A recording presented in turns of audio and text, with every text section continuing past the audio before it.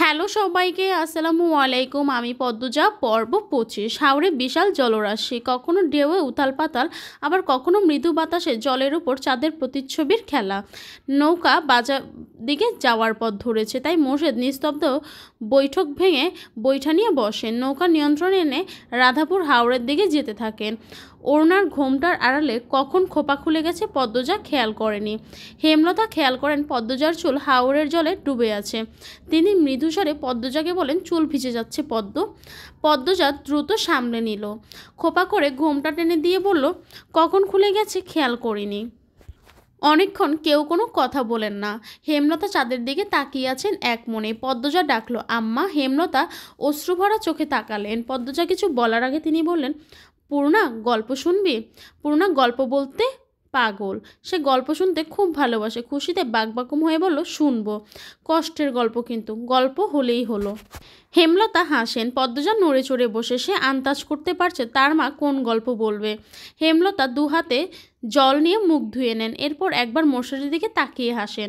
পিছন ঘুরে বসে প্রশ্ন করেন, মুখ না দেখে গল্প শুনতে ভালো লাগবে? পূর্ণা মুখ গোমরা করে না বলতে যাচ্ছিল। পদ্মজা এক হাতে খপ করে ধরে আটকে দিল। মাকে বলল, সমস্যা নেই আম্মা, যেভাবে ইচ্ছে বলো। হেমলতা বড় করে দম নিয়ে বলা শুরু করলেন। আব্বার প্রথম স্ত্রী মারা যায় অল্প বয়সে। আব্বা প্রাইমারি স্কুলের শিক্ষক ছিলেন, একজন বুদ্ধিমান উদার মনের মানুষ ছিলেন। আম্মাকে যৌতুকের জন্য ধাক্কা দিয়ে বের করে দিল তার প্রথম স্বামী, মুখে তালাক দিল। বাপের সংসারে এসে সমাজের তোপে পড়তে হয় আম্মাকে। আব্বার উদার মন, অবলা অসহায় আম্মাকে বিয়ে করার সিদ্ধান্ত নেন। তিনি আমার নানার কাছে প্রস্তাব রাখেন। নানা সানন্দে রাজি হয়ে যায়। রাজি হবেনই না কেন? স্বামীর বাড়ি থেকে বের করে দেওয়া বিবাহিত নারীকে কেই বা বিয়ে করতে চায়? আম্মা আব্বার বিয়ের বছর দেড়েক হতেই হানি আপার আগমন। তার 2 বছরের মাথায় আমার আগমন ঘটে। সেদিন নিশ্চয়ই গাছে গাছে ফুল ফুটেছে। পদ্মজা বলল পুলকিত হয়ে। হেমলতা একটু হাসেন, বলেন, শুনেছি আমার গায়ের রং দেখে আম্মার নাক কুচকে ছিল। আমার বয়স যখন 3 মাস, আম্মার আগের স্বামী আম্মাকে ফিরিয়ে নিতে আসে। আব্বার তখন আর্থিক সমস্যা ছিল, দিনে 2 বেলা খাওয়া সম্ভব ছিল না। বিপদে পাশে থাকা আমার আব্বাকে ছেড়ে 2 বছরের এক মেয়ে আর 3 মাসের এক মেয়েকে ছেড়ে স্বার্থপর মা পালিয়ে গেল প্রথম স্বামীর কাছে। আব্বা ছোট ছোট 2 মেয়েকে নিয়ে মাঝ নদীতে পড়েন, কিন্তু আল্লাহ সহায় ছিলেন। আব্বার ফুপু চলে আসেন আমাদের কাছে। আপা আর আমার দায়িত্ব নেন। হুট করেই আব্বার আর্থিক অবস্থা উন্নত হতে থাকে। গৃহস্থিতে রহমত ঝরে পড়ে। 5 বছর পর আম্মা ফিরে আসেন। বিধ্বস্ত অবস্থা, ফর্সা মুখ মারের চোটে দাগে দাগে বিশ্রী হয়ে গেছে। শুধু একা আসেনি, 2 বছর এক ছেলে নিয়ে ফিরেন। তখন আমাদের কুঁড়ে ঘরের বদলে বিশাল বাড়ি হয়েছে। আব্বা প্রথম মানেনি। আম্মা আব্বার পায়ে ধরে কাঁদেন, ক্ষমা চান। আব্বা আবার আগের ভুল করেন, মেনে নেন আম্মাকে। আম্মার ছেলের নাম বিনোদ ছিল, আব্বার নতুন নাম দেন হানিফ। আম্মা আমাকে সহ্য করতে পারতেন না, আব্বার চোখের মণি ছিলাম। আব্বার আড়ালে আম্মার দ্বারা নির্যাতিত হতে থাকি। 6 বছর হতেই স্কুলে ভর্তি করে দেন আব্বা। হানি আপা তখন স্কুলে পড়ে। আমি থামলে কেন আম্মা? বলল পদ্মজা অধৈর্য হয়ে। হেমলতা ভ্রুকুটি করে বলেন, আর বলতে ইচ্ছে করছে না আম্মার ব্যাপারে। আম্মা অনুতপ্ত, এখন আফসোস করেন, কাঁদেন, বলতে ভালো লাগছে না। শীতল বাতাসে সবার শরীর কাটা দিচ্ছে। চারটা ছোট হয়ে গেছে অনেক। মোর্শেদ এক ধ্যানে বৈঠা দিয়ে জল ঠেলে দিচ্ছেন, নৌকা দিয়ে এগিয়ে যাচ্ছেন সামনে। হেমলতা আবার বলতে শুরু করেন, মেট্রিক দেওয়ার পর আম্মা পড়াতে চাইছিল না। আব্বার জন্য ঢাকার কলেজে পড়ার সুযোগ পাই, হোটেলে উঠি। আব্বার নিয়মিত টাকা পাঠাতেন। জানিস পদ্ম, কলেজে আমি সবার ছোট ছিলাম। সবাই হাঁ করে তাকিয়ে থাকতো। শাড়ি পরতাম বলে একটু বড় লাগতো অবশ্য। সবসময় সুতি শাড়ি পরে বেনি বেঁধে রাখতাম চুল। কারোর সাথে মিশতাম না, ভয় পেতাম খুব, ভীষণ ভীতু ছিলাম। রিমঝিম নামে খ্রিস্টান এক মেয়ের সাথে বন্ধুত্ব হয়। মেয়েটা এত সুন্দর ছিল দেখতে, ঠিক পদ্মজার মতো সুন্দর। চোখের মণি ছিল ঘোলা। তার নাকি শ্যামলা মানুষ ভালো লাগে, তাই নিজে যেচে আমার সাথে বন্ধুত্ব করে। কয়েকদিনের ব্যবধানে আমরা খুব ঘনিষ্ঠ বন্ধু পড়ি, ইংলিশে যাকে বলে বেস্ট ফ্রেন্ড। রিমঝিমের সাথে মাঝে মাঝে ওর বড় ভাই আসতো, নাম ছিল যিশু। যিশু একদম রিমঝিমের আরেক রূপ। চোখ ধাঁধানো সৌন্দর্য ছিল 2 ভাই বোনের। যিশু ভাইয়া বলে ডাকতাম তাকে। যিশু ভাইয়া মজা করে বলতেন, ধর্ম এক হলে হেমলতাকে বিয়ে করতাম। পূর্ণা, পদ্মজা খারাপ লাগছে শুনতে, এই বলে জিজ্ঞাসা করেন হেমলতা, গল্প শুনতে খারাপ লাগছে? বলল, না আম্মা। একসরে বলল দুজন। পদ্মজা বলল, পরে কি হয়েছে আম্মা? অলন্দপুর থেকে 2 সপ্তাহ লাগতো রাজধানীতে চিঠি পৌঁছাতে। কলেজ ছুটির পথে হানিয়াপার চিঠি পাই। পাশে রিমঝিম ছিল। যিশু ভাইয়া সবেমাত্র এসেছেন রিমঝিমকে নিয়ে যেতে। চিঠি পড়ে জানতে পারি আব্বা হাওড়ে গিয়েছিলেন মাছ ধরতে। আব্বার পাশের নৌকায় সুজন নামে এক ছেলে ছিল। আব্বার নৌকা চেয়ে কয়েক হাত দূরে। তখন ভারী বর্ষণ হচ্ছিল, বজ্রপাত হচ্ছিল একটার পর একটা বজ্রপাত সুজনের উপর পড়ে, সঙ্গে সঙ্গে সুজন ঝলসে যায়। আব্বা ছিটকে পড়েন জলে। দূর থেকে একদল জেলে ঘটনাটি দেখতে পায়। তারা আব্বাকে তুলে নিয়ে যায় বাড়িতে।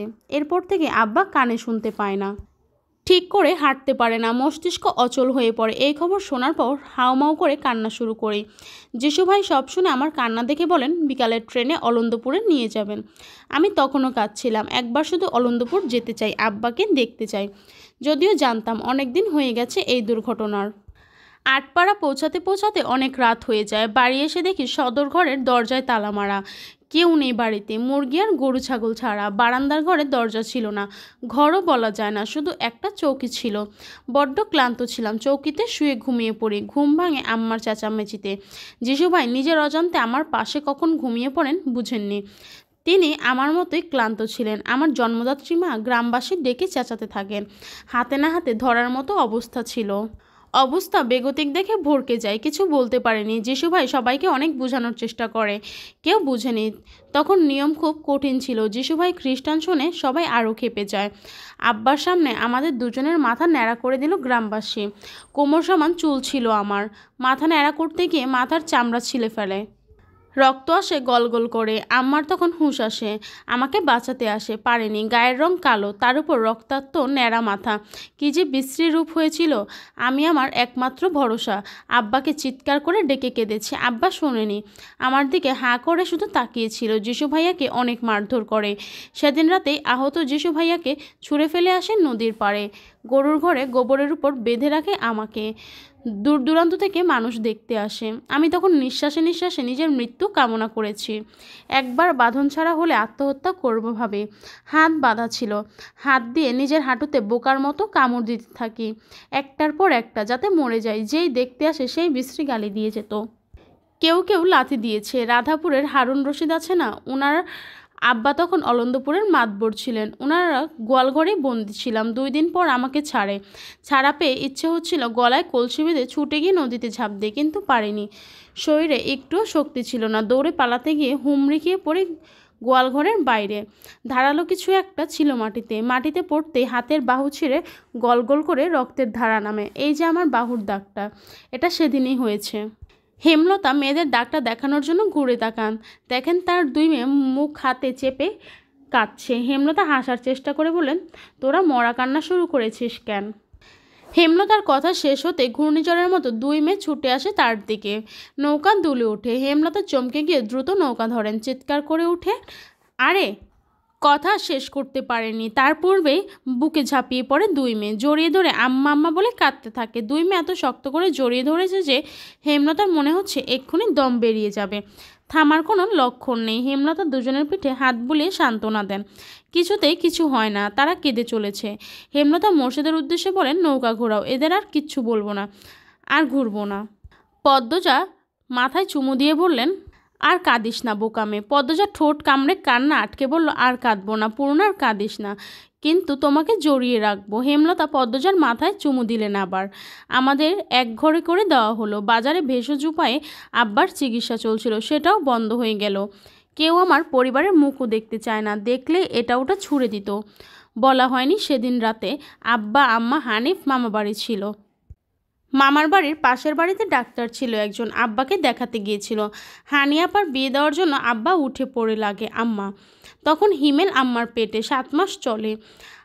আমার উপর আম্মার প্রতিদিন মারধর চলতেই থাকে। আমার জন্য পরিবারের এত ক্ষতি হলো। হানিফ স্কুলে যেতে পারে না, সবাই দূর দূর করে। হানিয়াপার বিয়ে হয় না, আব্বার চিকিৎসা হয় না, বিপদ আপদে কেউ পাশে আসে না। ওদিকে হিমেল আসার সময় ঘনিয়ে এসেছে, কোনো দাত্রী আসে না। আম্মা একা যুদ্ধ করে হিমেলকে জন্ম দিল। সব মিলে জীবনটা নরক হয়ে ওঠে আমার। বছর 2-এর মধ্যে আব্বা কিছুটা সুস্থ হয় আল্লাহর রহমতে, হাঁটাচলা করতে পারেন। আগের মতো সব কিছু না বুঝলেও মোটামুটি বুঝতেন। হানি আপার বিয়ে ঠিক হলো। বনেদি ঘর থেকে প্রস্তাব আসে, শর্ত 5 বিঘা জমি দিতে হবে। আমাদের জমি ছিল 5.5 বিঘা। আম্মা 5 বিঘা জমি দিয়েই হানি আপার বিয়ে দিলেন। সব কিছু স্বাভাবিক হয়, যদিও মাঝে মাঝে অনেকেই কথা শুনিয়েছে। একসময় আমার বিয়ের প্রস্তাব আসে, তোদের আব্বার সাথে আমার বিয়ে হয়। বিয়ের কয়েক মাসের মধ্যে জানতে পারি তোদের আব্বার দ্বিতীয় স্ত্রী আমি। শেষ কথাটা হেমলতা মোর্শেদের দিকে তাকিয়ে বললেন। মোর্শেদের চোখের দৃষ্টি সরিয়ে নত হলো। পূর্ণা খুব অবাক হয়ে মোর্শেদের দিকে তাকালো। হেমলতা পূর্ণাকে নিজের দিকে ফিরিয়ে বলেন, আব্বাকে ভুল বুঝিস না মা, ভালোবাসার উপর কিচ্ছু নেই। ভালোবেসে লুকিয়ে বিয়ে করেছিল, কিন্তু আমাকে জানতে দেয়নি। একসময় বিরক্ত হয়ে অনেক মারধর করে। ভীষণ বদমেজাজি আর জেদি ছিল তোদের আব্বা। জোর করে তোদের দাদা বিয়ে করিয়েছেন, তাই রাগ মেটাতে আমার উপর। আচ্ছা বাদ দে সেসব কথা। 1971 সালে মুক্তিযুদ্ধ শুরু হয়। যান বাঁচানোর তাগিদে মানুষ পালাতে থাকে। অলন্দপুরে পাকিস্তানি ক্যাম্প তৈরি হয়। শহর থেকে একটা দল আসে যারা যুদ্ধ করতে চায়, তাদের যুদ্ধের জন্য প্রস্তুত করতে। তোদের আব্বা তার প্রথম স্ত্রীর কাছে বেশি থাকতো, আর তোর 2 চাচা যুদ্ধে চলে যায়। আমি একা ছিলাম খালি বাড়িতে। চারদিকে অত্যাচার, জুলুম। ইচ্ছে করে দেশের জন্য কিছু করতে। মনে সাহস নিয়ে স্কুলের প্রধান শিক্ষকের সাথে যোগাযোগ করি। তিনি কমান্ডার আবুল কালামের সাথে যোগাযোগ করিয়ে দেন। প্রধান শিক্ষক গোপনে গ্রামের যুবতীদের অনুপ্রেরণা দিতেন যুদ্ধের জন্য। এই খবর একসময় পাকিস্তানিরা পেয়ে গেল। তিনি শহীদ হলেন। ট্রেনিংয়ে জয়েন করি, হয়ে উঠি একজন মুক্তিযোদ্ধা। প্রথম অপারেশনে আমরা সফল হই, অলন্দপুরের ক্যাম্প উড়িয়ে দিই। এরপর চলে যাই আরেক এলাকায়, হাতে রাইফেল নিয়ে পরবর্তী অপারেশনে নামি। তখন ধরা পড়ে যাই পাকিস্তানিদের হাতে, বন্দি করে কারাগারে। স্বচক্ষে দেখি ধর্ষণ, শারীরিক অত্যাচার, কি বর্বরতা তাদের। রড দিয়ে পিটিয়েছে, পিঠের দাগগুলো এখনও আছে। আরও কয়েকদিন থাকলে হয়তো আমি ধর্ষণ হতাম। তার আগেই আবুল কালামের বুদ্ধির কাছে হেরে গেল তারা। ফেরার আগে চোখ বন্ধ করে এক নিঃশ্বাসে দুজনকে ছুরি দিয়ে মৃত্যুর দুয়ারে পাঠিয়ে আসি। দেশ স্বাধীন হয়, চারদিকে স্বাধীনতার উল্লাস। হাসপাতালে তখন ভর্তি আমি। আরও অনেকে ছিল। সেই হাসপাতালে ভর্তি ছিল যিশু, সেও একজন মুক্তিযোদ্ধা। রিমঝিমের সাথে ফের দেখা হলো। 1 মাস লাগলো সুস্থ হতে। ফেরার সময় সাথে আসে রিমঝিম আর যিশু ভাইয়া। পথে বারবার করে বলি, তোমাদের মতো দেখতে যেন আমার একটা মেয়ে হয়। অলন্দপুরের বাজারে নামিয়ে দিয়ে ওরা আর আসেনি। ফের যদি গ্রামের লোক দেখে ফেলে, কিন্তু আশঙ্কাই হলো ঠিক এটা। অনেকে যিশু ভাইয়ার সাথে আমাকে দেখে ফেলে। বাড়ি ফিরতেই তোর আব্বাকে দেখি। 3 মাস পর জানতে পারি আমার পদ্ম আমার পেটে। মনে প্রাণে একটা সুন্দর মেয়ে চাইতে থাকি আল্লাহর কাছে। ঘুমালে স্বপ্ন দেখি রিমঝিমকে। আমার মন খুব চাইতো রিমঝিমের মতো সুন্দর মেয়ে। ঠিক তাই হলো, কিন্তু বদনাম রটে গেল। অনেকে বলে তারা যিশুর সাথে আমাকে দেখেছে। এতদিন যিশুর কাছে ছিলাম, তারই সন্তান পদ্মজা, এজন্যই এত সুন্দর আর এত মিল। তোদের আব্বাও বিশ্বাস করলো আল্লাহ চাইলে সব পারে। কেউ বিশ্বাস করলো না। কিন্তু জানিস পদ্ম, তুই জন্মের পর থেকে আমি অলৌকিকভাবে খুব শক্ত আর কঠিন হয়ে পড়ি। কেউ কিছু বললে সঙ্গে সঙ্গে জবাব দিয়ে দিই। তোর সম্পর্কে কেউ কিছু বলতে আসলে দা নিয়ে তেড়ে যাই। এ খবর ছড়িয়ে পড়ে সব জায়গায়। তার মধ্যে কমান্ডার আবুল কালাম আসেন অলন্দপুরে। গ্রামের অনেকে যুদ্ধে গিয়েছিল, আমি ছাড়া আরও একজন ফিরেছিল, বদরুদ্দিন নাম। বদরুদ্দিন এবং আবুল কালামের কাছ থেকে গ্রামবাসী জানতে পারে আমিও যুদ্ধ করেছি। হেমলতা একজন মুক্তিযোদ্ধা। এ খবর শোনার পর থেকে সবাই মোটামুটি সমীহ করে চলতে থাকে, একটা শক্ত জায়গা দখল করে বাঁচতে থাকে। প্রতিটি ঘটনা আমাকে ভেতরে ভেতরে শক্ত করছে। তুই জন্মের পর বুঝেছি আমি অনেক কিছু করতে পারি, একা চলতে পারি। কথা শেষ করে হেমলতা হাঁফ ছাড়েন। চাঁদ ডুবে গেছে অনেকক্ষণ আগে।